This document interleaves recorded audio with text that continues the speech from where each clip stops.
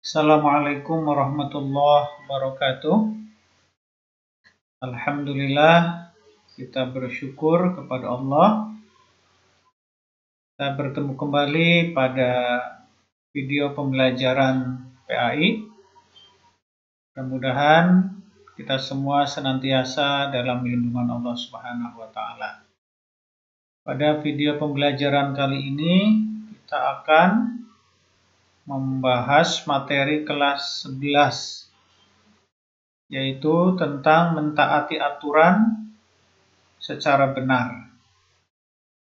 Para siswa sekalian,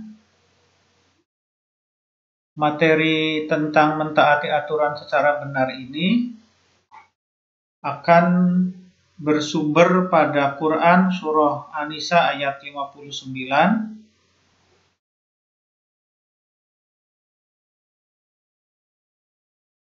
Sedangkan kompetensi dasar yang harus kalian miliki pada pembahasan kali ini yaitu meliputi kemampuan untuk menganalisa, kemudian membaca Al-Quran, kemudian mampu menghafalkan, menyajikan keterkaitan antara perintah tersebut dengan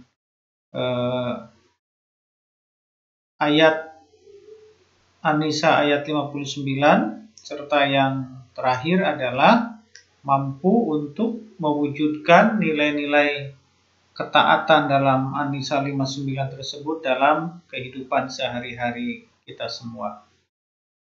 Ini konsep materinya, silahkan nanti disimak baik-baik. Ini Quran surah An-Nisa ayat 59. A'udzubillahi minasyaitonirrajim. Bismillahirrahmanirrahim. Ya ayyuhalladzina amanu atti'ullaha wa atti'ur rasula wa ulil amri minkum. Fa in tanazza'tum fi syai'in farudduhu ilallahi war rasuli in kuntum tu'minuna billahi wal yaumil akhir. Dzalika khairu wa ahsanu ta'wila. An-Nisa ayat 59. Artinya, wahai orang-orang yang beriman, taatilah Allah dan taatilah Rasul Muhammad dan ulil amri atau pemegang kekuasaan di antara kamu.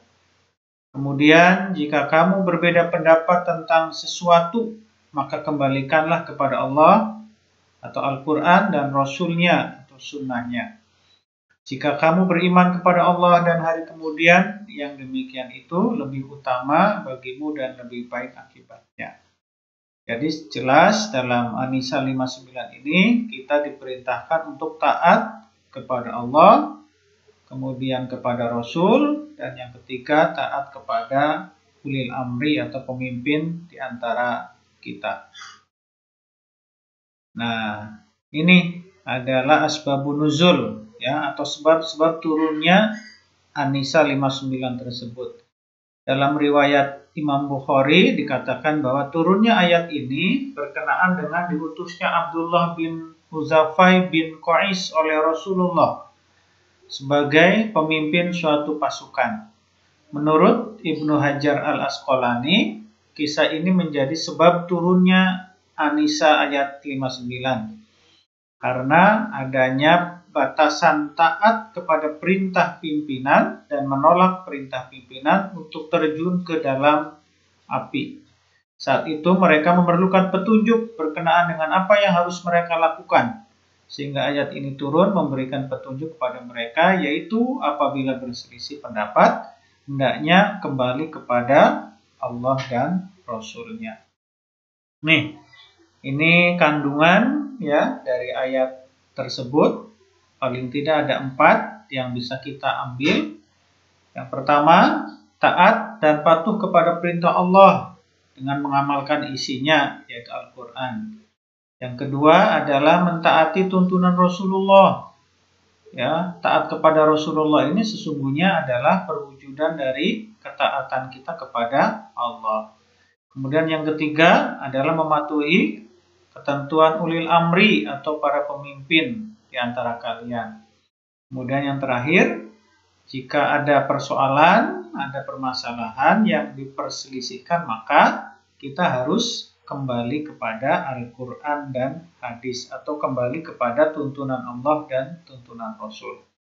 Nah, sikap yang bagaimana yang mencerminkan ayat tersebut? Maka ada 5 paling tidak ya. Yang pertama, berusaha mengkaji ayat-ayat untuk mendapatkan pemahaman yang benar. Kita terus belajar, terus menuntut ilmu supaya kita memiliki pemahaman yang benar. Kemudian yang kedua, meyakini bahwa setiap perintah pasti mengandung manfaat. Setiap yang dianjurkan oleh Rasul pasti mengandung manfaat. Ini yang harus kita yakini. Yang ketiga, berusaha melaksanakan semua perintah Allah dengan sekuat tenaga, sesuai kemampuan, dan menjauhi semua larangannya. Ini yang sesungguhnya ini adalah perwujudan dari ketakwaan kita kepada Allah Subhanahu wa Ta'ala. Yang keempat, berusaha meneladani akhlak Rasulullah, baik dalam hal ibadah ritual maupun ibadah sosial. Rasul adalah uswatun hasanah, teladan yang baik. Dan yang kelima adalah mematuhi pemerintah, mematuhi aturan-aturan pemerintah selama aturannya tidak bertentangan dengan ketentuan dari Allah dan Rasul-Nya. Nah, ini ada hadis, ini menarik ya. Bismillahirrahmanirrahim. Man ata'ani faqad ata'allah, wa man asani faqad asallah, wa man ata'a amiri faqad ata'ani, wa man asa amiri faqad asani. Barang siapa yang taat kepadaku berarti ia telah taat kepada Allah, dan barang siapa yang durhaka kepadaku berarti ia telah durhaka kepada Allah. Barang siapa yang taat kepada amirku yang muslim, maka ia taat kepadaku, dan barang siapa yang maksiat kepada amirku, maka ia maksiat kepadaku. Jadi jelas bahwa ketaatan kepada pemimpin pun termasuk menjadi bagian dari taat kepada Allah dan Rasul-Nya. Nah, ini pengertian taat secara bahasa adalah tunduk melakukan perintah. Secara istilah, ketaatan mengandung unsur kesadaran dan adanya perintah yang diikuti.